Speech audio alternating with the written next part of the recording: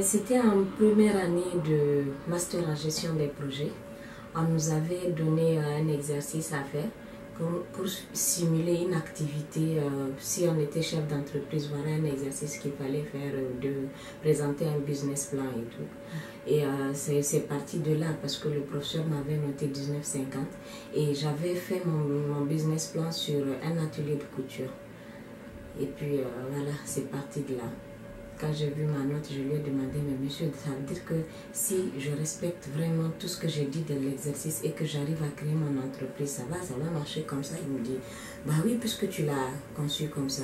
Et déjà, je travaillais dans une banque. Et puis voilà, il m'a donné l'inspiration, il m'a donné le courage. Et puis voilà, j'ai laissé tomber mon boulot.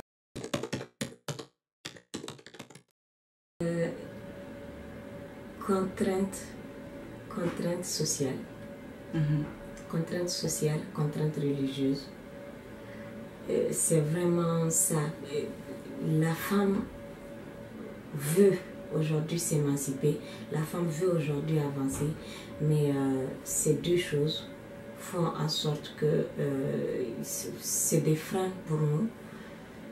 Et moi personnellement, c'était des choses qui étaient vraiment, parce que ça se voyait, ça se concevait mal que une femme, qu'elle puisse vouloir être à son compte et vraiment elle avait des heures de travail un peu pénibles.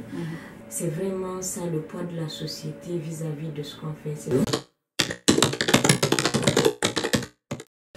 Il y a à peu près 7 ans que j'ai lancé la boîte. Et les difficultés, elles sont énormes. D'abord du point de vue création d'entreprises dans nos pays africains et en général et au Niger en particulier. Il fallait d'énormes sous pour pouvoir ouvrir une société à responsabilité limitée, surtout unipersonnelle. Il y avait beaucoup d'aspects, beaucoup de problèmes financiers et surtout pour la main d'œuvre en Afrique, pour trouver une main d'œuvre et tout. Parce que j'étais partie sur l'idée où il fallait prendre une main d'œuvre locale. Et c'était vraiment des difficultés auxquelles j'avais dû faire face. Il m'a fallu 5 mois pour pouvoir démarrer vraiment l'activité. Comme on a commencé à 2, aujourd'hui nous sommes à 38 et c'était petit à petit qu'on l'avait fait progressivement, dès qu'on travaille, on arrive à mettre un peu de côté, on achète une machine et une machine, il y a 2 personnes qui travaillent là-dessus. On cherche quelqu'un qui est un ouvrier qualifié et on lui cherche un apprenti qui apprend avec lui. Je suis bénévole dans 23 orphelinats à Niamey. Et nous faisons beaucoup d'activités. Nous faisons de la collecte de nourriture, de la collecte d'habits pour les orphelinats.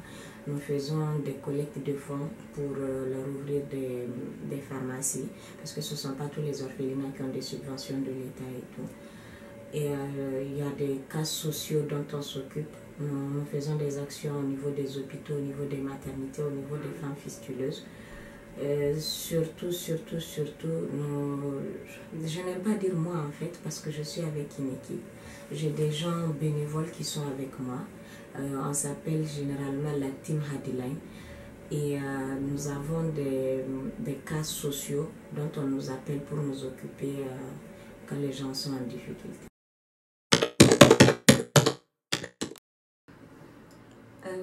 C'est très difficile. C'est très difficile, mais moi j'ai une chance, c'est la chance d'être épaulée par mon mari en fait. Il est avec moi dans tout ce que je fais et il est dans la plupart de mes prises de décision. Quand j'ai un projet, c'est la première personne à qui j'en parle. Et puis ça passe, tant que ça va avec lui, la société, moi je côtoie beaucoup de personnes, surtout au Niger, je côtoie beaucoup de personnes où non ça va, je me dis qu'on n'a pas eu de problème. Ça va, il y a des difficultés, elles sont énormes, mais il faut savoir les surpasser pour pouvoir avancer, sinon on reste au même endroit et ça, c'est pas intéressant.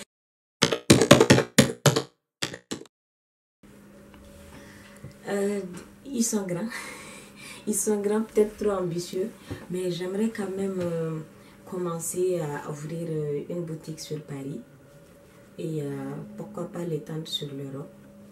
En tout cas, c'est ça qui est vraiment mon projet, et présenter, avoir au moins une activité par an vers l'Europe, qu'il faut que le produit africain s'exporte, il faut que le produit africain qu'il soit connu ailleurs, et surtout, comme vous l'avez dit tout à l'heure, le Niger, on est un peu à la traîne, mais maintenant les choses commencent à changer et tout, et voilà, nous avons de plus en plus de facilité à avoir des contacts avec les gens via les réseaux sociaux et autres. Vraiment, moi, c'est ça mon ambition, c'est de faire connaître le Niger à travers cette culture-là et à travers le monde entier. Il faut avoir de l'audace et il faut oser. Vraiment, il faut se dire, voilà ce que je veux, voilà là où je veux aller, et voilà ce que je veux faire. Le reste, ça vient tout seul.